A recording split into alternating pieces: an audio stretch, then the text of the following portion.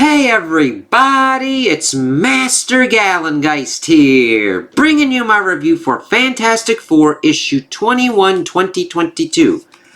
Ooh, that is a really nice looking cover there, with, of course, being a Blood Hunt tie-in of the FF surrounded by vampires. Now granted, they're not all together in this one, but they are all being attacked by vampires, so yeah, and I was actually really surprised how well done this tie-in is for the Fantastic Four.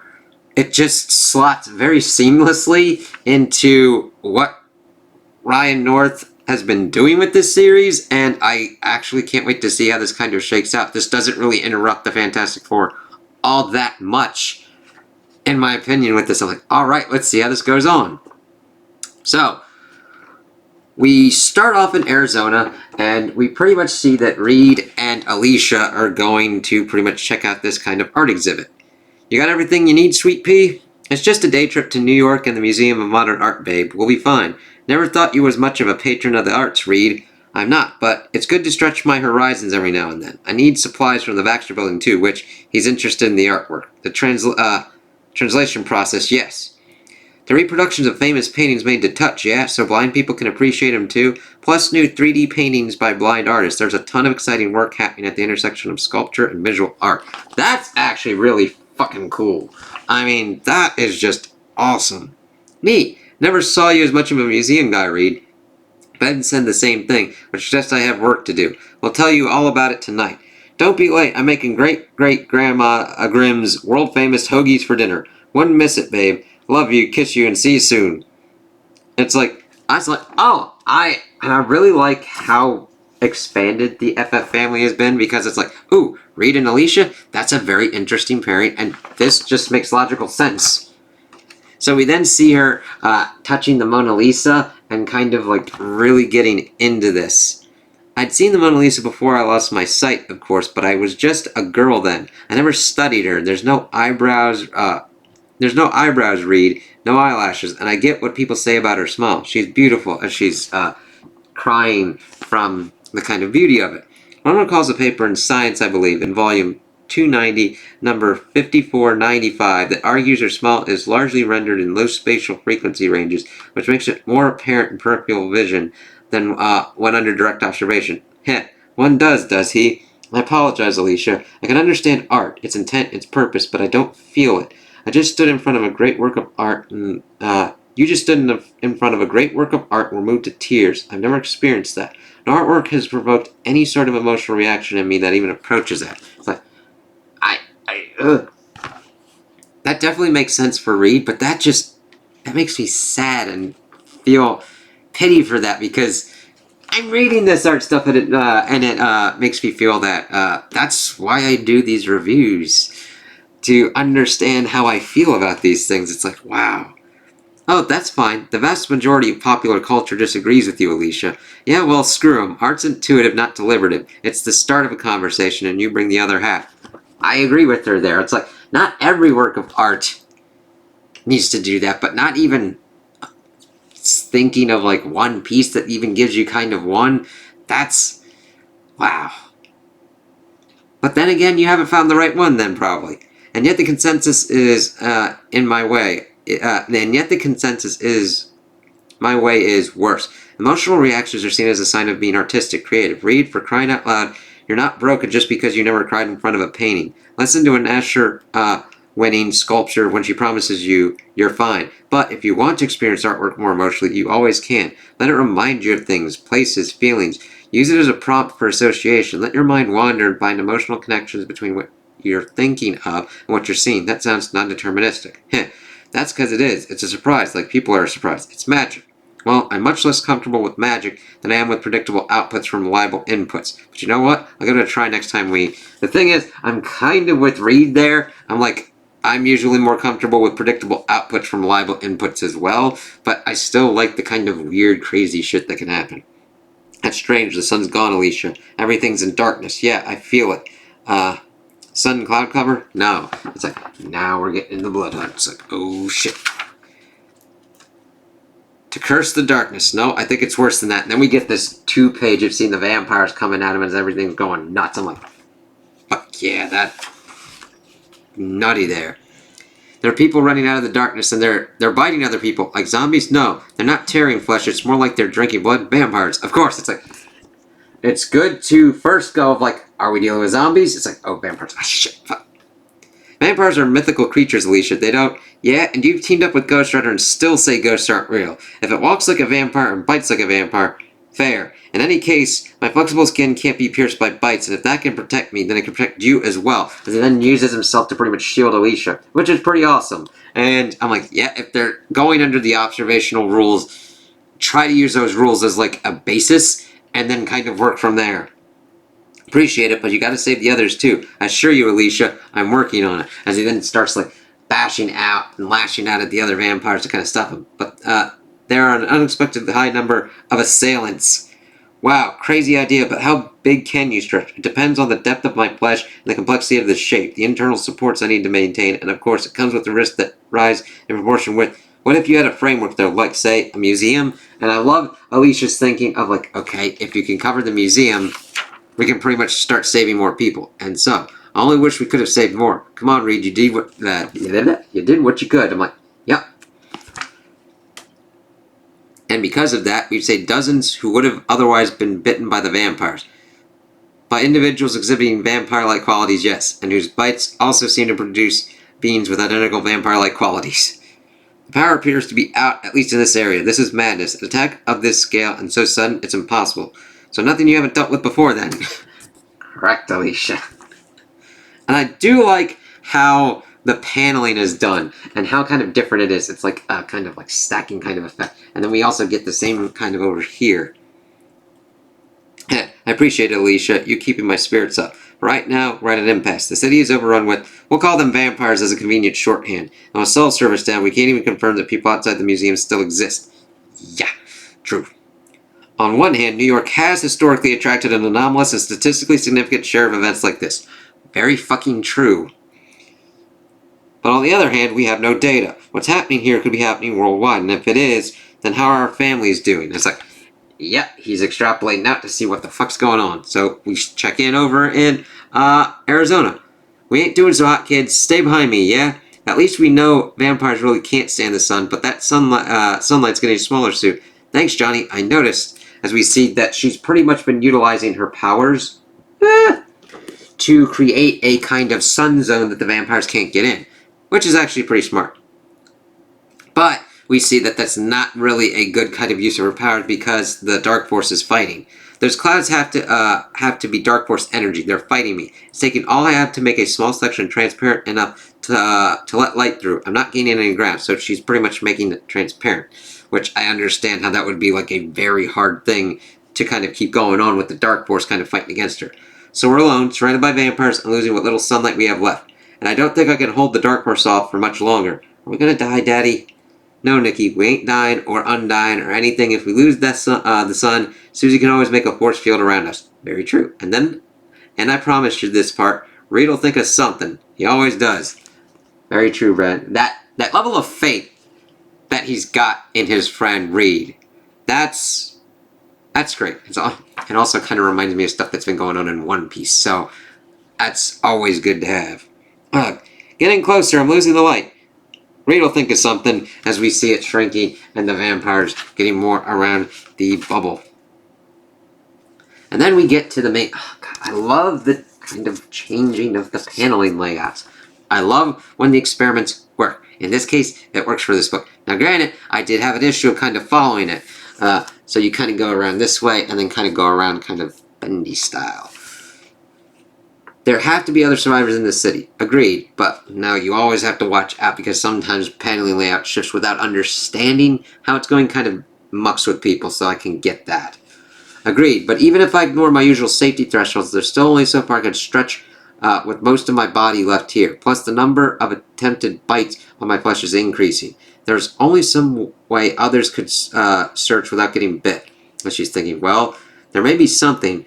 Assume, just for the sake of argument, that these really are magical vampires identical to those described in folklore. The second law of thermodynamics is, of course, wildly incompatible with physical or mortality. Read, but according to folklore, vampires are vulnerable to sunlight, a weakness that would seem to be substantiated with the darkness that's precipitated their attack, and I've observed the museum uses LED lighting. If I could modify those diodes to emit full-spectrum light structurally identical to the sun's spectrographic signature, then that'd give us a defense. We could save everyone at least until help arrives. I love it. I'll get the survivors searching the museum for batteries and anything else you need. I'll stretch down to the basement and set up a makeshift lab. And hey, Reed, yes, Alicia, I don't want to ever catch you saying you're not creative again. Yes, ma'am. I'm like, yeah, because it's like, all right, use these, make them into UV lights, try and use that. It's like, yeah, and that's the thing. We can all be creative in different kind of ways, and I do like Reed doing that, stretching and expanding his mind for this kind of thing. Shortly, as we then see them pretty much going out and trying to help survivors. Reed pretty much staying and being the one to going out and doing this. No, please, no. There's nowhere left to run, and you all smell so scared, so fresh. Excuse me, but I believe that blood is already being put to productive use inside their bodies, as it utilizes it to take out the vampires. Hello there, my name is Mr. Fantastic, and I'm here to help. It's like, yay! 3 more survivors incoming, Alicia. ETA, 30 seconds. Good work. We've got 3 more teams with 10 more survivors heading back too, which is a good amount. I'm bringing them into the building now. Welcome. You're safe here, and we're going to keep you that way. If you know of anyone else out there, let us know and we'll go for them next. That was a successful run. You're doing great, Reed, which ironically gives a new problem. We need power, we need batteries, and very soon we are also going to need more space. But I spy in my mind's little eye something that's defensible, just a half-hour walk away, fits 20,000 people easy, and has a generator, which we could use to power all those bright, big bright LED lights it has inside, and running along its circumference. Precisely. Spread the word. Let's get the survivors supplied and ready. We're moving to Madison Square Garden. Ooh, pretty good plan. And so, Times Square, Alicia, we're halfway there. I believe this is going to work, as we see them pretty much shuffling everybody kind of over. And he's pretty much utilizing himself as a kind of tunnel to get them there.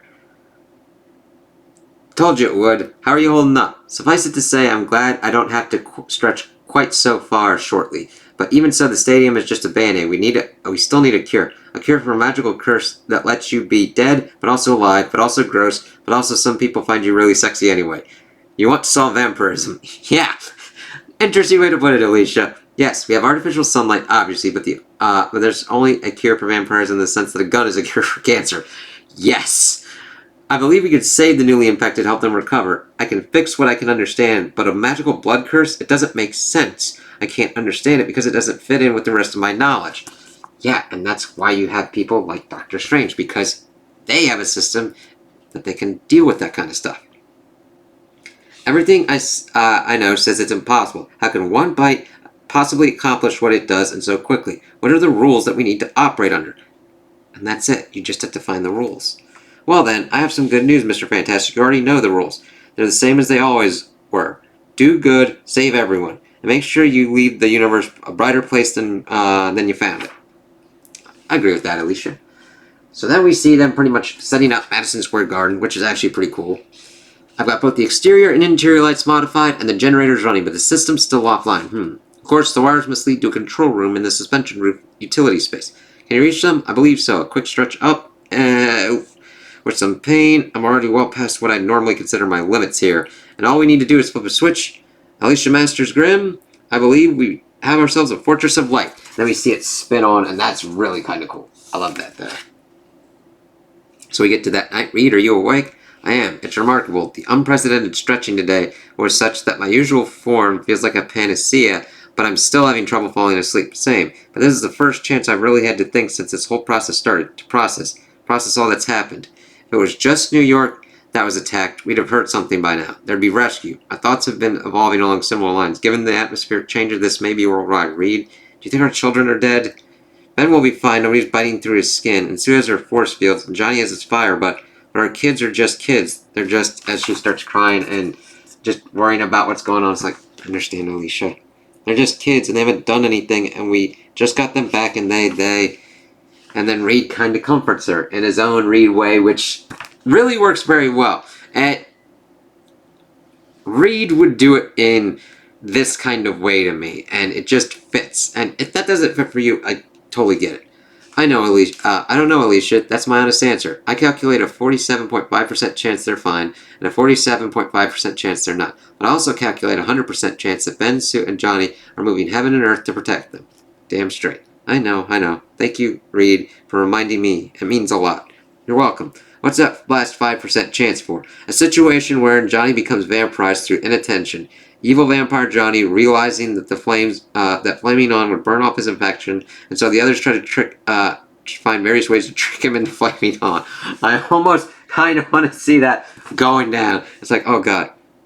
Yeah, you asked me. That should be closer to 20%. I'll reevaluate my probabilities. Good night, Reed. Good night, Alicia. As we then kind of see them kind of going to sleep there. But then we see that the vampires do not give a fucking shit. And we see outside, and then we see them being like, we are gonna fucking do this shit, even though they got this. Do it, do it. I want to feed. I have to feed. I can smell them. So many warm bodies filled with hot blood. So many. The light will burn us. We'll die. Some of us will. All of us won't. As they essentially create a flaming kind of giant mass. Similar to kind of like a World War Z kind of mosquito kind of thing. They're like bugging for it. Through the doors, in, as we see them pretty much running through. They pretty much get, because of the like press of bodies, they're able to survive long enough to get there and slash the lights out as one of them. And it just sucks as it then shuts down, and we now have a new problem. Feed, feed, feed! As we don't have any defenses now. The power's cut, and the vampires are coming. And that is continued next month. And then we see Blood Hunt check-ins that I got through in Blood Hunt issue 3. We get a fan page and Blood Hunt tie-in as we see Reed being bit upon by the vampires. And I do like that he would be the one that wouldn't.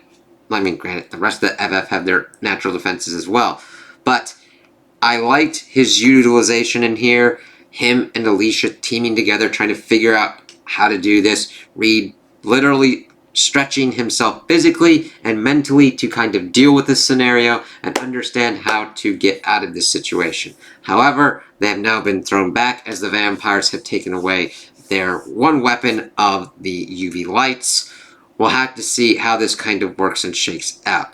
I could potentially see a scenario where Alicia does get turned because Reed is going to need someone to probably potentially be the one to be almost like a guinea pig, even though he doesn't want to use a guinea pig to test kind of his various kind of scenarios going on. But that depends upon how these vampires have been shown to turn them, and they are pretty much loyal to just their feeding instinct. Not even along the lines of what we've seen in previous ones, where they are under the thrall of Blade or some such like Doctor Strange's body, Miles Morales' Spider-Man, any kind of other ones. So I do like seeing his thought process, him stretching and utilizing his stretching powers in a very different way than we have seen before, protecting people, protecting a building, utilizing himself as pretty much a shield on that kind of front. I'm partial to shields. I mean, Cap's my favorite character. But seeing them kind of go through, protect people, move to Madison Square Garden and start utilizing and doing all these different kind of things. Him comforting Alicia, as Alicia was kind of comforting him when everything was normal with everything in the arts, with the whole museum and everything. So I'm really looking forward to seeing what other kind of character interactions we get through in the next issue, how Reed potentially probably comes up with a cure or whatnot, that if anything could potentially be localized to just New York for the moment. Though that would still throw Blade's plans into a kind of tizzy, since he is utilizing New York as kind of his staging ground at this moment with the First Temple of Blasphemy. So there's a lot of things going on, and I really can't wait to see how this one fits in as well. I like that it's been working with dealing with science and dealing with all the kind of crazy things going on in this and linking these together with these magical things. That's a hard thing to balance, and I think this comic does this well. And if you don't, that's quite alright. I understand that you'd want to find or wait for another creative team to take over the Fantastic Four, or at least to not deal with the Blood Hunt kind of tie-in, so no problems there. So those are my opinions on the issue. Tell me what you guys think in the comments below. If you liked it, if you didn't like it, if you agree with me, if you disagree with me. Also like and subscribe, and I hope you have a good day.